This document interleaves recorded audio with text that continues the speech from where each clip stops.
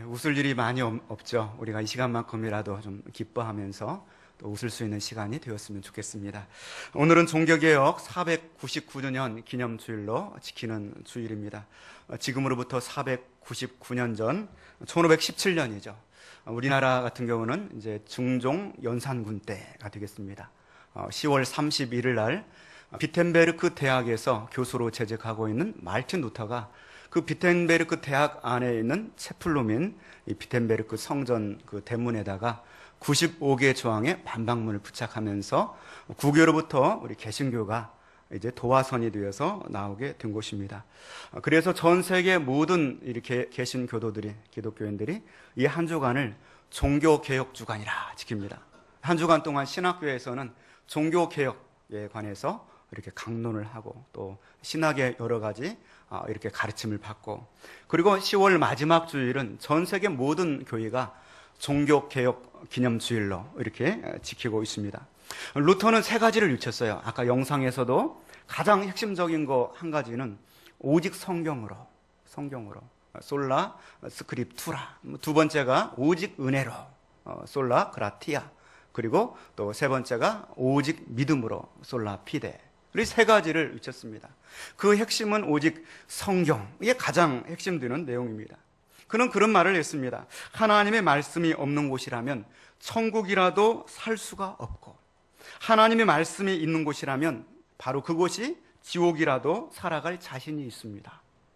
좀 말이 좀 약간 이렇게 역설적이기는 한데요, 그 정도로 하나님 말씀이 중요하다 이렇게 강조하고 있는 곳입니다. 종교개혁의 역사적 배경은 그렇습니다. 종교개혁이 일어날 당시에 중세 천년의 시대에 교회의 황금기였습니다. 동시에 교회의 암흑기이기도 했습니다. 유럽의 모든 마을마다 교회가 없는 곳이 없었어요. 우리 호평동에도 한 50여 개의 교회가 드는데요, 막 교회가 가는 곳곳마다 많았습니다. 그 교회는 캐톨릭 교회를 의미합니다. 이렇게 많은 교회가 있었음에도 불구하고 왜 종교개혁이 일어날 수밖에 없었느냐 하는 것은 바로 교회 안에 성경이 없었기 때문입니다. 그 교회가 성경에서 떠나 있었기 때문입니다. 그 당시에 오직 사제들에게만 성경이 주어져 있었고, 라틴어로 된 성경이고요, 그리고 모든 성도들, 평신도들은 성경을 가지고 있지 않았습니다. 그래서 교회 안에서 이 사제들의 손에 의해서 선포되는 그 말씀이 전부였어요. 그것이 하나님 말씀인지 무엇인지 그거를 분별하고 판단할 기준조차도 갖고 있지 못했습니다. 자, 말씀이 없다 보면 어떤 현상이 생기게 됩니까? 지금 성도들은 지금 말씀에 갈급해 있어요. 은혜에 갈급해 있습니다. 그런데 말씀이 없다 보니까 다른 것으로 그거를 대체하게 되는 거예요. 대표적인 것 중에 하나가 성화숭배. 한번 따라서 해볼까요? 성화숭배. 성화숭배라고 하는 것은 예수님 그려진 그림, 성인들의 그림, 어떤 그런 그림들을 이 집에다가 걸어놓고 거기에다가 막 비는 거예요. 그러면서 말씀이 없으니까 그곳에서 위안을 얻는 거예요. 은혜를 받으려고 하는 거고요. 날마다 아침에 일어나서 예수님 사진 보고 예수님 안에 주무셨습니까? 그런 거예요. 약간 미신적이죠. 그렇게 되는 거예요. 또 나타나는 것이 성물 숭배입니다. 그리고 그때 당시에 수많은 사람들이 가정마다 성물들을 하나씩 보관하고 있는 거예요. 그래서 예수님께서 십자가에 올라가실 때 그 졌던 나무의 그 파편들이다, 그러면서 막 어디서 썩은 나무들을 가지고 고가에 판매를 하는데 그것이 가짜인 줄 알면서도 사는 거예요. 왜? 성경이 없으니까 그거라도 집에 좀 보관하고 있으면 마음이 좀 유한이 오는 거예요. 부적이나 똑같죠. 그리고 예수님이 태어났던 그 마구간의 볏집이다, 그 볏집을 또 몇 개 묶어가지고 막 몇십만 원 이렇게 파는데 그걸 또 사다가 집에다 놓는 거예요. 왜? 말씀이 없으니까. 그거라도 좀 붙들고 있으면 마음의 위로와 평안을 얻을 수 있으니까. 어떤 그러한 문제들이 생겼죠. 아까 그 영상에서 보았던 것처럼 면죄부가 판매되고 있었어요. 당시에 성 베드로 성당을 건축하는데 재정이 부족해요. 그러다 보니까 말 잘하는 대학 교수들, 웅변사들을 사요. 근데 그들에게 교리 무장을 시켜가지고 그렇게 웅변을 하는 것이죠. 대표적으로 테젤이라고 하는 사람이 딸랑딸랑 구세군이 모금하는 것처럼 종을 치면서, 여러분 이리 다 모이십시오. 여러분이 지금 이 헌금함에다가 헌금을 하면 여러분이 넣는 그 헌금함에 딸랑딸랑 떨어지는 그 순간에 여러분의 부모님들이 예수를 믿지 못하고 지옥에 갔던 그 부모님들이 다시 천국으로 올라가게 될 것입니다. 그렇게 하면서 면죄부를 판매를 하는 것입니다. 아무리 생각해도 성경적이 아니죠. 이렇게 교회가 타락하고 성경이 없다 보니까 그러다 보니까 나중에는 결국에는 마리아 숭배 사상, 마리아는 죄가 없다, 또 마리아는 승천했다는 그런 이론까지 나오게 돼요. 그래 하나님의 진노가 결국에는 임하게 되죠. 그래서 유럽 인구의 3분의 1이 흑사병으로 죽게 됩니다. 유명한 역사적 사건이죠. 2,500만 명에서 3,500만 명이, 그 유럽 인구의 3분의 1이 흑사병으로 다 하나님의 진노를 받아서 죽어가는데 그 중에도 노동자들은 약 2분의 1이 죽었다고 그래요. 왜냐하면 좀 불결하고 영양 상승도 좋지 못하고 그러다 보니까 더 많이 죽게 되는 것입니다. 그러한 상황 속에서 유럽을 살려낸 것이 뭐냐? 그것이 바로 종교개혁이었던 것이죠. 종교개혁은 한마디로 성경으로 돌아가자는 것입니다. 말씀이 주는 기쁨을 다시 발견하자는 거예요. 할렐루야, 그런 것입니다. 오늘 종교개혁 499주년을 맞이하면서 느헤미야 시대에 일어났던 그 말씀의 부흥운동을 살펴보면서 우리 시대를 향한 하나님의 음성을 듣기를 원합니다. 여러분, 우리 모두는 다 부흥되기를 원합니다. 그렇잖아요. 그리고 우리 교회에서도 새벽마다 첫 번째 기도 제목이 주여 우리들 교회를 부흥케 하셔서 이 지역과 열방과 민족의 사각지대 가운데 하나님의 복음을 힘있게 편만하게 증거하는 교회가 되게 하여 주옵소서. 아마 새벽에 오셔서 함께 기도하신 분들은 알 겁니다. 그런데 이 부흥이라는 것이 쉽지가 않습니다. 왜냐하면 부흥이라고 하는 것은 이미 다 죽어버리는 그곳에 생명을 불어넣어서 다시 살게 하는 것이기 때문에 힘든 거예요. 차라리 없어버리고 다시 새롭게 만든다면 모르겠는데 이미 완전히 만신창이가 돼가지고 죽어가는 그곳에 생명을 불어넣어서 다시 살려야 되기 때문에 그것이 더 어려운 것입니다. 현재 우리나라의 모습이 똑같습니다. 죽어가는 그곳에 조선업계에 생명을 불어넣어서 어떻게 다시 살릴 것인가? 무너져가는 리더십에 다시금 생명을 불어넣어서 어떻게 다시 살릴 것인가? 정치적 불신과 또 남북 관계 어떻게 다시 살릴 것인가? 차라리 없는 가운데서 다시 세우는 것이 더 쉬울 수 있어요. 그런데 이미 이 죽어가는 그곳에 새로운 생기를 불어넣는다는 것이 얼마나 힘든 것인지 모릅니다. 그런데 이 사회적인 부흥과 교회에서 말하고 있는 부흥은 완전히 차원이 다른 것입니다. 사회적인 어떤 부흥은 돈이 가면은 어느 정도 이루어질 수가 있어요. 돈만 가지면 막 죽어가는 조선업계 돈을 집어넣으면 다 살릴 수가 있어요. 그런데 이 교회의 이 부흥이라고 하는 것은 이 돈 가지고 살릴 수가 없는 거예요. 교회의 부흥이라고 하는 것은 바로 하나님과 사람과의 관계가 정상적으로 회복될 때 하나님의 그 관계를 통하여서만 주시는 선물이 부흥이기 때문에요.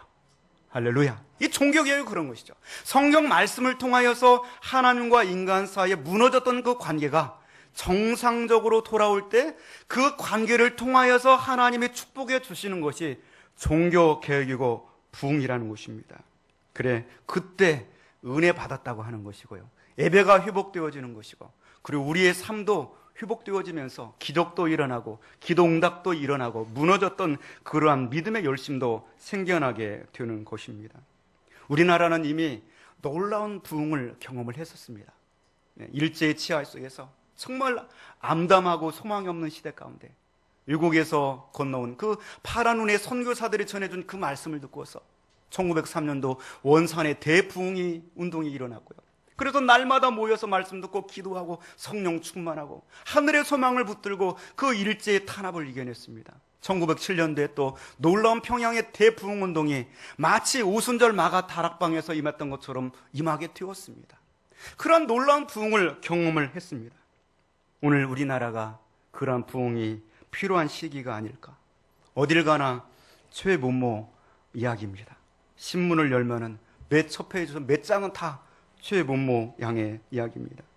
그리고 한 여자를 통한 지속적인 그 국정의 농단으로 인하여서 온 국민이 허탈감에 빠져 있습니다.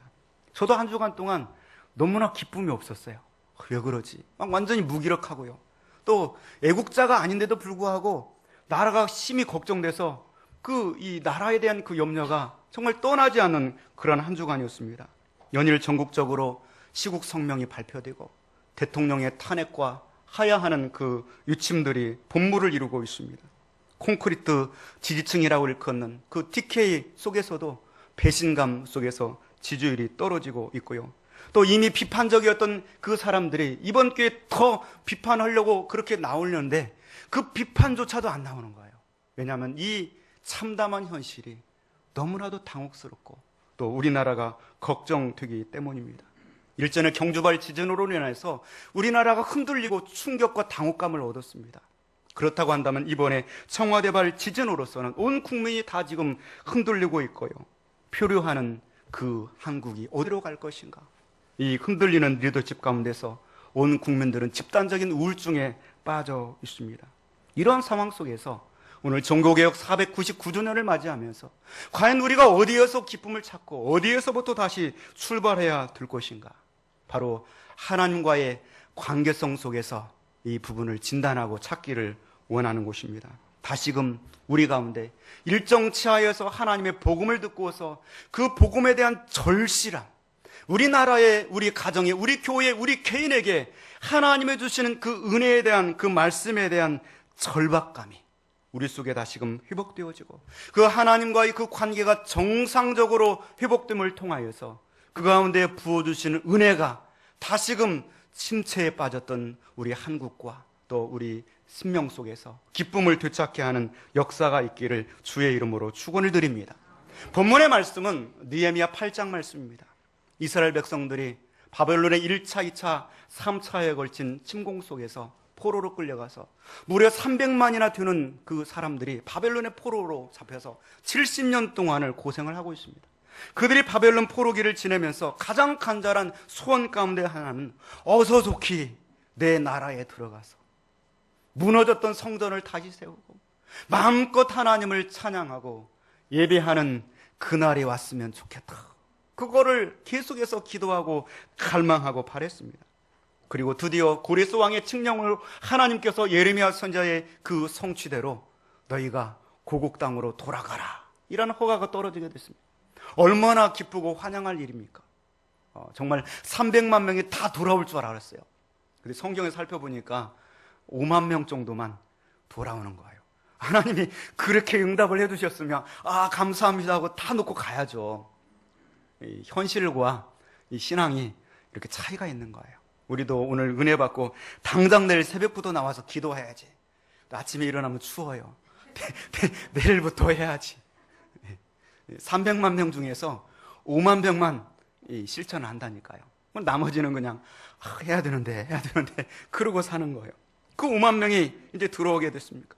와서 이제 예루살렘의 폐허가 된 곳에서 성전을 회복하고 그리고 이 산업도를 회복하면서 고생하면서 생활합니다. 그리고 약 58년의 세월이 흘렀습니다. 학사 예스라가 1800여 명의 그 국민들을 이끌고 다시금 귀환하게 됩니다.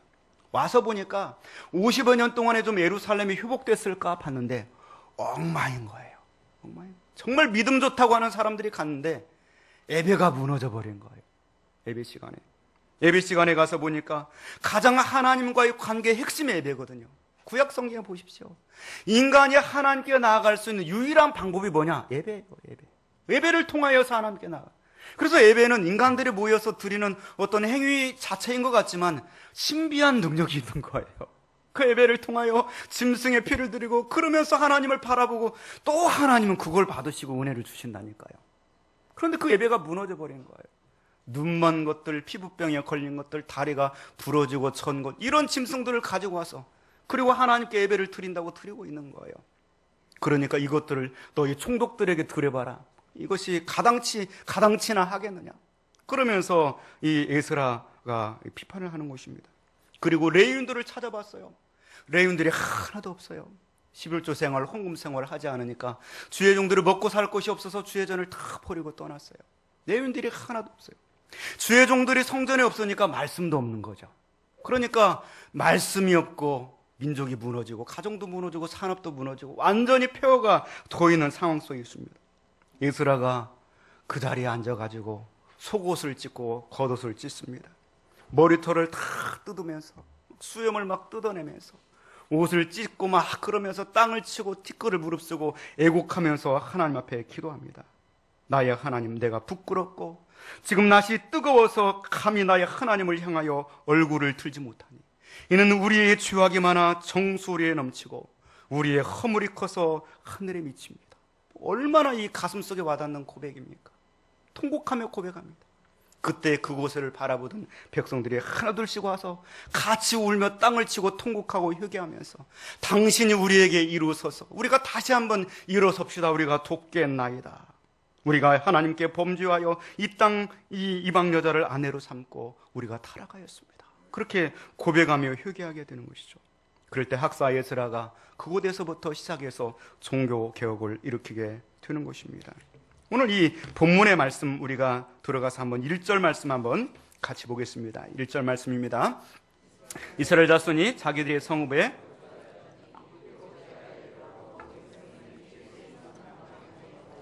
학사 에스라에게 여호와께서 이스라엘 자손에게 명령하신 모세 율법책을 가져오기를 청하니. 아멘. 일곱째 달에 모든 백성이, 일곱째 달은 이제 7월 1일 나팔절이에요. 그리고 태양력 절기로 바꾸면 새해 첫날입니다. 새해 첫날에 그들이 일제히 모였다고 그랬어요. 일제라고 하는 단어는 많은 사람이 한 사람처럼 움직이는 것을 의미해요. 약 3만 명에서 5만 명이 한 사람이 움직이는 것처럼 일제히 어디에 모입니까? 수문 앞 광장에 모입니다. 이 수문이라고 하는 것은 히스기야가 대적의 그 침공에서 그 예루살렘 성읍 속에 백성들이 겹겹이 포위된 상황 속에서 지키기 위해서 수로를 끌어옵니다. 그 수로에 시작되는 부분이 수문이라고 하는 거예요. 나중에 여러분 예루살렘에 가보시면 지금도 참 신기합니다. 어떻게 그 옛날에 바위를 파가지고 물을 끌어댔는데 이 예루살렘 성읍에서 파들어가고 전쟁터에 시간이 없으니까 바깥에서 파들어갔는데 중앙에서 뚝 만났어요. 어떻게 그렇게 찾아냈는지 모르겠어요. 지금 같으면 가능한 일인데 땅속으로 깊이 들어가요. 바위 속으로. 그리고 면적도 북한의 땅국처럼 사람이 충분히 지나가는 만큼 넓고요. 지금도 무릎 높이까지 맑은 물이 흐르고 있어요. 지금까지도. 그 앞에 수문 앞 광장 앞에 이스라엘 백성들이 3만에서 5만 명이 일제히 한 사람이 움직이는 것처럼 한 마음에 되어서 모인 곳입니다. 오늘날 같으면 용한 목사님 오신다고 부흥회를 열어놓고 프레카드를 붙이고 날마다 전화를 해도 이렇게 안 모일 거예요. 일제히 이렇게 모이기가 쉽지 않을 거예요. 그런데 그들의 마음이 우러나오니까, 간절함을 하나님이 주시니까 일제히 말씀해 보니까 남자나 여자나 무슨 말씀을 알아들을 만한 모든 사람들이, 어린아이들까지 다 모여가지고 하나님 말씀을 듣는 것입니다. 학사 에스라에게 모세 율법책을 좀 가져달라. 우리에게 제발 말씀을 좀 들려주십시오. 얼마나 간절히 사모하고 있는지 모릅니다. 학사 에스라는 아론의 16대 손이고요, 대학자였습니다. 그가 그 백성들에게 하나님의 말씀을 외워 들리는 것이죠. 말씀을 읽어주는 것입니다. 오늘 본 말씀 2절 말씀 한번 같이 봅니다. 일곱째 달 초하루에 제사장 에스라가 율법책을 가지고 회중하고 남자나 여자나 알아들을 만한 모든 사람 앞에 이르렀어. 남자나 여자나 알아들을 만한 모든 사람 앞에서 말씀을 낭독해 주는 것이죠. 여러분, 말을 끌고서 물가에 갈 수는 있지만 그 말이 먹는 거는 누가 해야 돼요? 말이 목말라서 먹어야 되는 거예요. 여러분 가운데 말씀에 대한 간절함, 목마름이 있기를 주님의 이름으로 축원을 드립니다. 우리나라의 고령화 인구들이 늘어나면서 치매 환자 수가 급격하게 상승하고 있습니다. 65세 이상 이 치매 환자가 65만 명이 된다고 그래요. 이거는 10명당, 65세 이상 10명당 1명이 치매 환자래요. 그 정도로 좀 그래도 다행스러운 건 우리 교회 성도님들은 아주 건강하신 것 같아요. 그 치매 환자들을 이렇게 연구를 해보니까 원인이 어디에 있느냐? 물론 여러 가지 나이가 먹으면서 여러 가지 원인이 있겠죠. 그런데 가장 중요한 원인 중에 하나는 영양 공급이 부실하기 때문에 치매가 온다는 거예요. 나이가 드시면서 할아버지나 할머니 두 분 중에 한 분이 먼저 가고 혼자서 식사를 하고, 특히 남자분들 같은 경우에 밥 먹기가 싫은 거예요. 그렇잖아요. 무슨 맛으로? 그러다 보니까 한 끼, 두 끼 거르고 또 영양이 이렇게 공급이 안 되다 보니까 두뇌 회전이 잘 안 되는 거예요. 그러면서 치매가 온다고 그래요.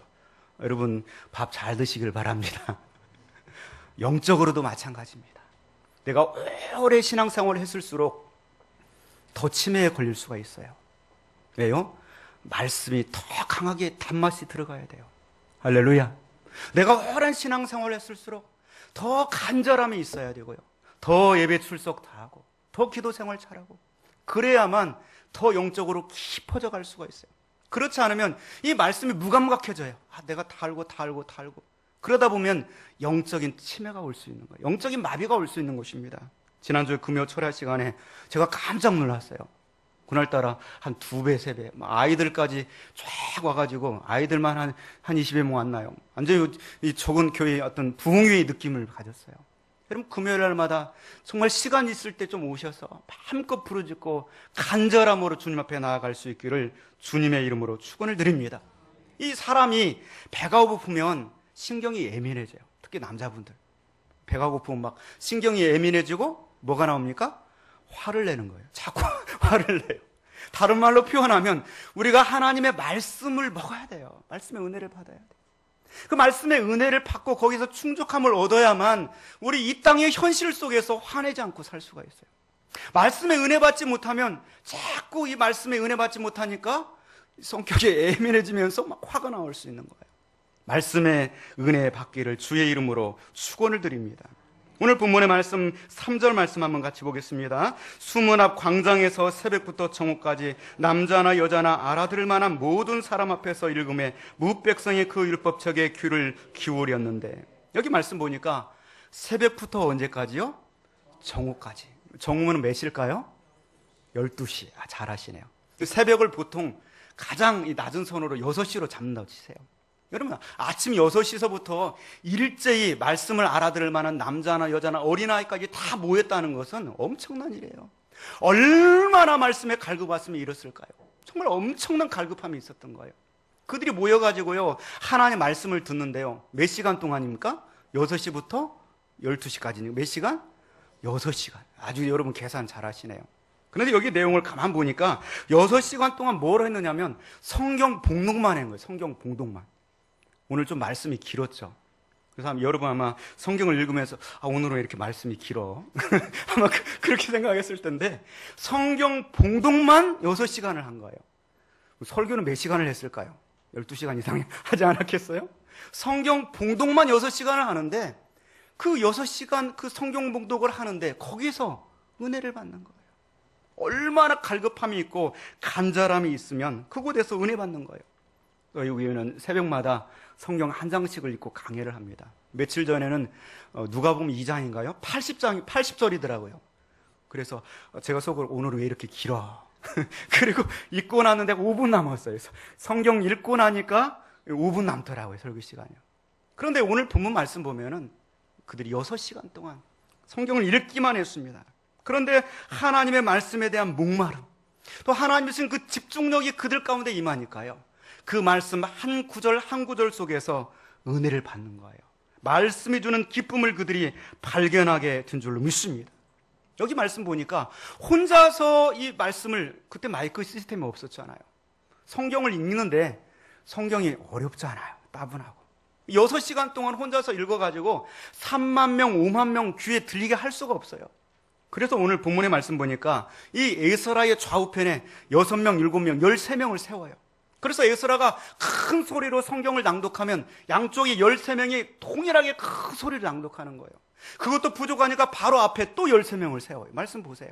그래서 26명이 계속해서 스테레오로 이 에스라가 강하게 외치는 그 말씀을 그대로 받아서 전하는 거예요. 그래도 성경 말씀, 오늘 본문의 말씀을 계속 보다 보니까 에스라가 말씀을 읽다가 막 가슴이 뜨거워져요. 그래서 중간중간에 막 말씀을 이어가지를 못하는 거예요. 이어가지를 못해요. 그리고 중간에 말씀을 이어가지 못하고 하나님 감사합니다. 감사합니다. 막 그리고 하나님의 이름을 송축하는 거예요. 그러면 26명이 어떻게 해야 돼요? 또 같이 가는 거예요. 같이 26명이 통역 하나님 감사합니다. 그러는 거예요. 그런데 놀랍게도요, 백성 중에서는 이 울림이 더 강하게 일어나요. 땅에 엎드려가지고 하나님을 높이고 막 땅에 얼굴을 비비면서 그 은혜를 어쩔 줄 몰라 하는 거예요. 단지 성경을 읽었을 뿐인데. 얼마나 놀라운 사건인가. 오늘 종교개혁은 바로 성경으로 돌아가는 거예요. 우리에게 주신 최고의 기적은 바로 성경입니다. 성경이요. 하나님 말씀이 들려오는 거예요. 하나님 말씀. 내 인생의 최고의 축복은 하나님 말씀이 들려오는 거예요. 이보다 더 큰 기적이 없고요. 이것을 가지고 내가 말씀이 주는 기쁨에서 출발을 해야 돼요. 우리 가정의 문제, 개인의 문제, 사업자의 문제, 자녀의 문제, 말씀이 들려오면 그때부터는 괜찮아요. 할렐루야. 말씀을 듣는 데서부터, 말씀을 듣는 기쁨에서부터 출발해야 돼요. 여러분, 오늘 이 본문의 말씀 6절 말씀 한번 같이 보겠습니다.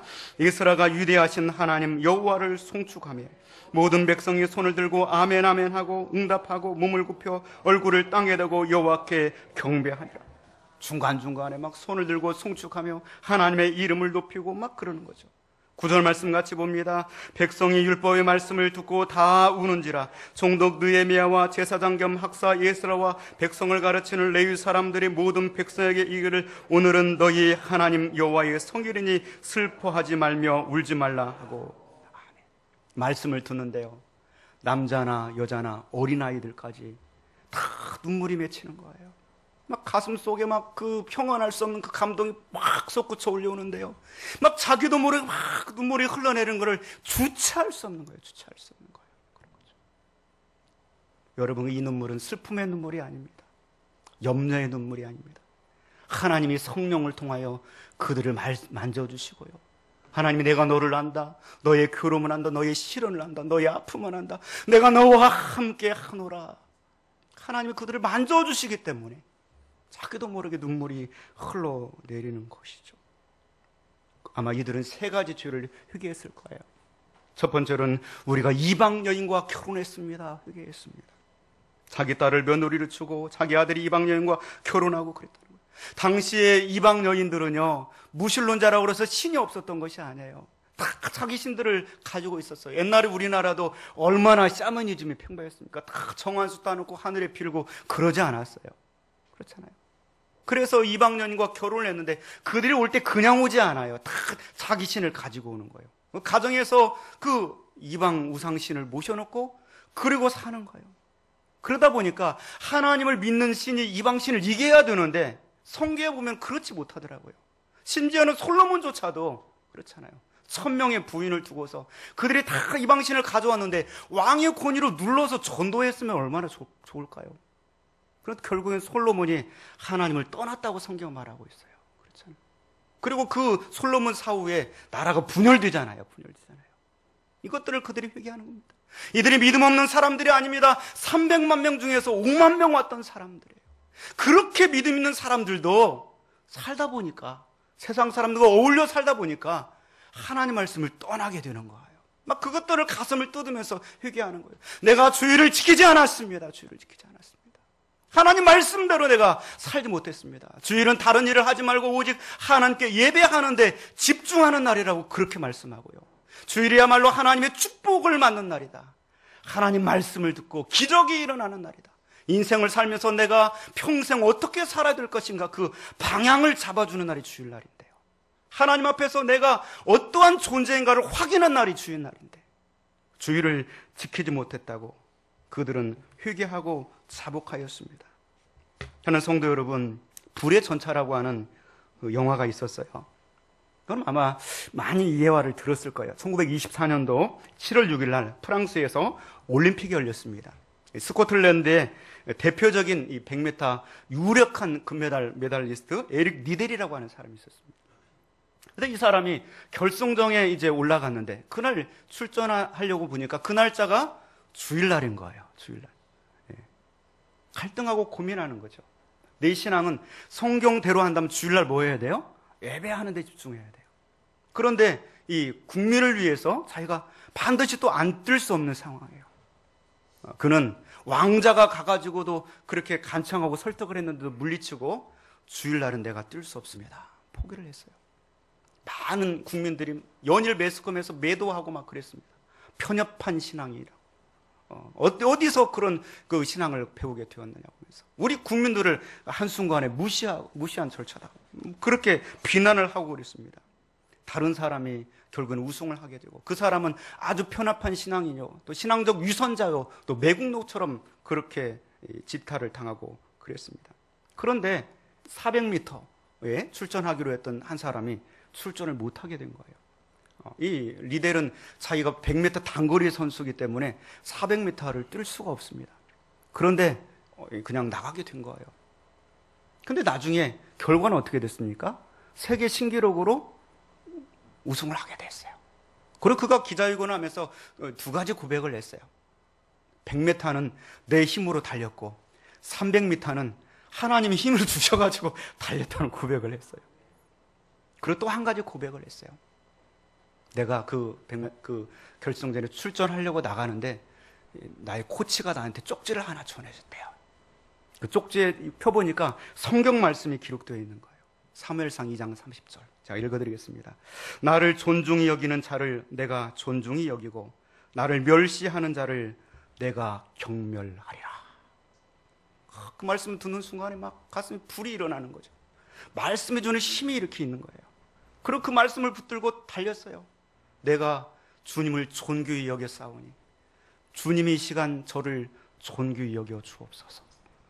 그랬더니 300m는 하나님이 도와주셔서 달렸다니까요. 할렐루야. 우리 생각 같아서는 주일날 더 열심히 일하고 그러면 부자가 될 것 같은데 그렇지 않다는 거예요. 하나님이 도와주셔야죠. 인생을 살면서 무슨 낙오로 살겠습니까? 지금 상황을 보세요. 나를 보고 사람을 보고 좌를 보고 우를 봐도 너무나도 기쁨이 없어요. 입을 열면 탄식 소리, 한숨 소리가 나옵니다.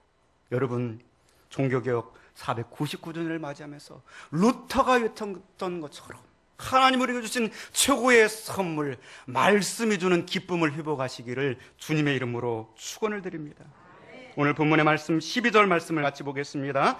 모든 백성이 곧 가서 먹고 마시며 나누어 주고 크게 즐거워하니 이는 그들이 그 읽어 들려준 말씀을 밝히 알미라. 아멘. 그냥 말씀을 읽어 들려줄 뿐인데 그 말씀이 밝히 알게 되었다는 거예요. 그래서 그 말씀 때문에 그들이 말씀이 주는 기쁨에 사로잡히게 됐다고 말씀하고 있습니다. 이러한 기쁨이 우리 가운데, 또 우리 민족 가운데, 우리 교회 가운데 충만하시기를 주의 이름으로 축원을 드립니다. 기도하겠습니다.